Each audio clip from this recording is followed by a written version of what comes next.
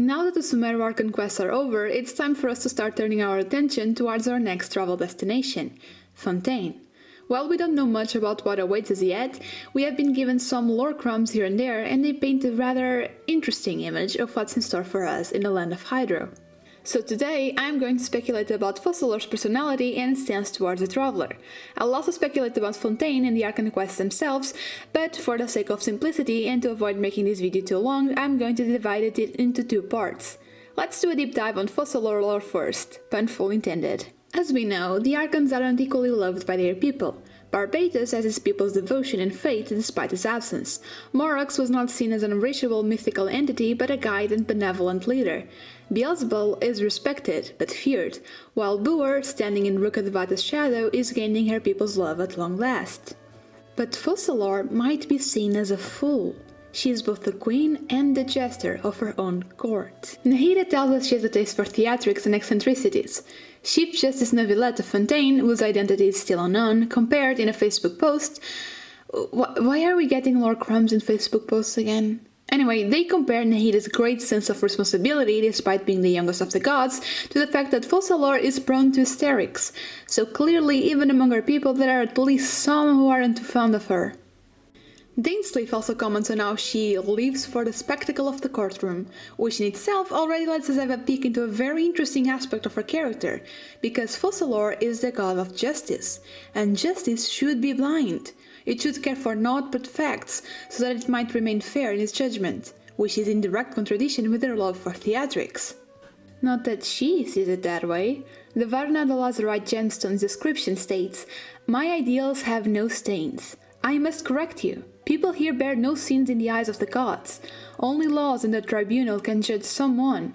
They can judge even me, so praise my magnificence and purity." This is Focalor speaking. By claiming that her ideals have no stains, she's saying that her justice is pure, with purity being strongly associated with Hydro. She follows that up by saying that she must correct the person she's talking to, which indicates their interlocutor definitely doesn't see things that way. She then goes on to say that both her people and herself are innocent and that not even the gods could find fault in them, for they are all subject to the laws of the tribunal. Except that isn't quite right, because Nahida tells us that even though Focalor isn't directly involved in court proceedings, she still makes herself present in all of them and has the power to influence the final verdict. So she isn't subject to the law, she is at least part of it, and as a god of justice she might have created the laws that rule her nation in the first place. So why make it a point to paint herself and her people as the very image of innocence? And why minimize her role in the justice system and in the same breath exalt herself? Because she is terrified. The gods she refers to aren't the other 6 Archons. She owes no allegiance to them. Who do we know to punish the sins of the people? Celestia. All of the Archons seem to fear Celestia in some way. Venti visibly pales when they are brought up in the manga. Zhongli has contracts with them to not reveal anything. Who knows whether he made those of his own free will? She was a brawn, not the brains. I'm not sure how much she knows, to be honest, but Nahida is clearly wary of the Sustainer at least. So for Focalor to be scared isn't weird. What is weird is the grip this fear has on her, to the point that it makes her feel that the only way to keep herself and her people safe is to appear perfect in her heavenly principle and rules an Archon. And to understand why, I think we need to turn our attention both towards the previous Hydro Archon and Focalor's demonic counterpart. According to the Lesser Key of Solomon, Focalor is a great Duke of Hell who possesses power over the sea and wind. He is said to kill and drown men, but that he will not harm a thing if his summoner so requests of him. Focalor was originally a throne, a type of angel, but during Lucifer's rebellion he sided with him and thus was cast out of heaven. But he lived to regret his decisions because he held hope that he would be able to return to heaven after 1,000 years. But that hope was ultimately dashed. Alright, 2 key aspects here. 1. Focalor is a violent demon, yet he does not challenge orders. As we will see later, our Hydro Archon likely isn't as innocent as she claims, but she does not dare issue judgment that Celestia would not approve of. So, in this case, Focalor's summoner would be Celestia, meaning her judgment isn't her own, but Celestia's, or, at the very least, she rules her nation in a manner she believes Celestia would approve of. And 2, Focalor really wants to be on Celestia's good side, which is represented by her demonic counterpart wishing to return to heaven. Now, while so far the Archons have only been lightly inspired by the Goetic demons, if you want to read a little deeper into this, since Focalor was denied entrance into heaven again, then maybe our Hydro Archon really isn't faring as well as she thinks she is. Or at least, as she wants you to think she is. Okay, so the Lesser Key of Solomon more or less confirms what little we've been told about Focalor, but it doesn't explain why she behaves like this in the first place. I have 3 words for you. Previous Hydro Archon. Nothing is known of the original Hydro Archon except for a role in sending out spies throughout the entirety of Tivat. The Lockfolk, also known as Oceanids, are elemental creatures made out of the purest Hydro. They might or might not have been the Hydro Archon's creation, but they were her servants. Like all water is connected, our Mystery Archon wanted all of Tivat to also be connected. Her plan to achieve that? Well, send out spies to infiltrate the many water bodies, of course. The Lockfolk loved her and genuinely seemed to think that she had no ill intent. But no matter how you look at it, it's a very weird approach. With the Oceanids considering themselves spies, their presence would likely have been unknown. Case in point, Springvale is a spring fairy, an Oceanid that keeps its water pure. But she's mostly considered a legend, most people aren't aware of her presence. How can you truly connect with other living beings if you hide yourself? Even from a moral standpoint, it's a questionable plan to say the least. And we just can't go having the god tasked with upholding justice have questionable morals, now can we? However, I think it's totally normal that the Lockfolk saw no problem with this. The desire to connect is part of their very nature. What they took a problem with, though, was Focalor. Rhodia, the strongest of the Lockfolk, aka the annoying Oceanid we have to fight, left Fontaine to be alone because she had no love for her new Archon. And more than that, she now lives expecting an assassin from Fontaine to come knocking on her, lake. So clearly she doesn't trust Focalor at all. Why would she, when she might have killed her beloved Archon? The problem here is that we don't have a timeline at all. We don't know when the previous Archon died. But considering Focalor's behavior and her relationship with the Lockfolk, which I will explore further in part 2, there are 3 scenarios that I consider most probable.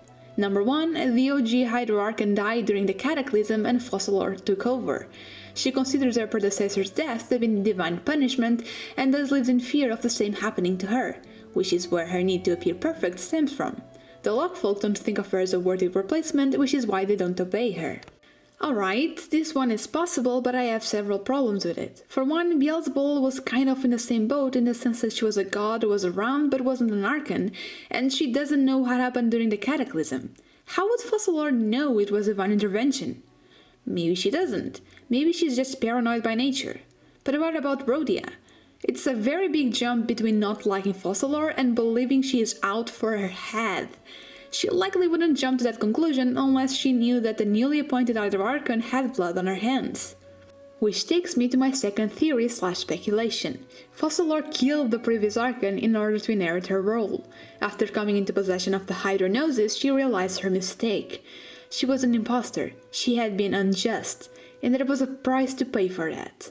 Her life. So she had better be on her best behavior, and hopefully Celestia would not care to correct her one transgression. Alright, this one explains the Lockfolk's distrust, but I have one major problem with this. We know there were still gods around after the end of the Archon War, despite them not having won one of the 7 seats. Think King Deshret or even Beelzebul. So yes, Focalor could have been coexisting with the previous Hydro Archon before deciding it was her turn with the Gnosis. But we really don't know of that many gods in this situation. Most of them either died like Boreas or were still like Oziel and Besht. How likely is this scenario? I don't know, but I'd be more inclined to believe a third one. The original Hydro Archon's ideals weren't up to Celestia's standards, thus they sent Focalor to kill her and replace her. I really think this is the most likely option for several reasons. You could say that sending out spies was part of the Hydro Archon's ideals. She wanted everyone to be connected. But there may be a reason why the 7 nations are kept separate and under only one heavenly principle, one ideal. If Celestia didn't like her methods, why not replace her with a god who numbered among them? It would also justify Focalor's need to express that her ideals have no stains. and it would also mirror her demonic counterpart, because he used to live in heaven and wished to return. Maybe Focalor too used to live in Celestia, thus knowing their inner workings and just how precarious her situation is.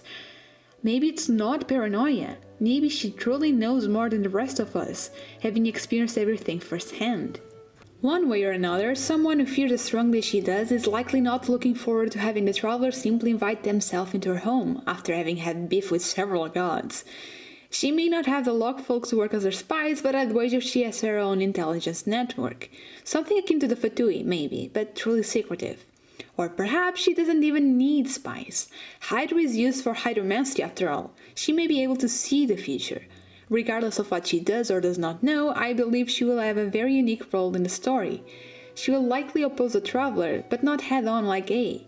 No, because it's so much easier to be hospitable and convince your esteemed guests of your perfection. And if that fails, well, your hands are already stained red anyway. But what do you think? Like I said, I'm going to explore my predictions regarding the Archon quest and Fontaine in greater detail in part 2, but for now I'd love to hear your thoughts on Focalor. How do you think she became the Hydro Archon? And is she as pure as she claims to be?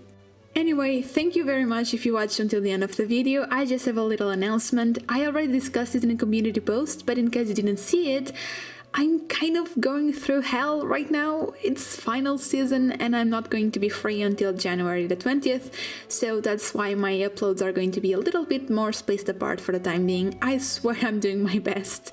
If you are also going through final season, then I wish you good luck, you got this. And thank you very much for 500 subscribers. That's actually crazy. I kind of missed the milestone. We are already over that number, but thank you very much. And yeah, that's all from me today. My name is Blue, and thank you very much for watching. Safe journey, travelers!